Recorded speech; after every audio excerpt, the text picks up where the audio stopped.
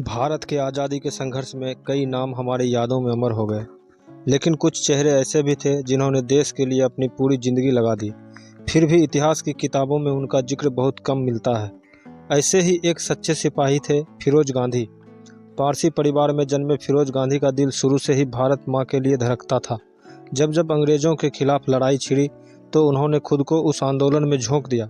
गांधी जी से लेकर नेहरू परिवार तक हर जगह उनकी ईमानदारी और निर्भीकता की छाप थी। आज़ादी के बाद जब सत्ता और राजनीति का लालच सबको घेर रहा था, तब फिरोज गांधी संसद में खड़े होकर सबसे पहले भ्रष्टाचार पर आवाज़ उठाने वाले बने। उन्होंने बड़े बड़े औद्योगिक घरानों और सत्ता में बैठे नेताओं के खिलाफ सच्चाई बेझिझक कह दी। कहा जाता है कि अगर वो ना होते तो देश की लोकतंत्र की बुनियाद इतनी मजबूत ना होती। नेहरू परिवार से विवाह ने उन्हें सुर्खियों में रखा, लेकिन उन्होंने कभी अपने रिश्तों का फ़ायदा नहीं उठाया, बल्कि जब सच्चाई और परिवार के बीच टकराव हुआ तो उन्होंने सच्चाई को चुना। यही उनकी असली ताकत थी।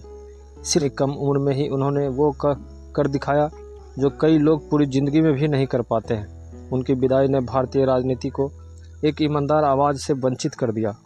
आज हम जब भी लोकतंत्र, पारदर्शिता और सच्चाई की बात करते हैं तो हमें उसे भूले बिसरे सिपाही को याद करना चाहिए।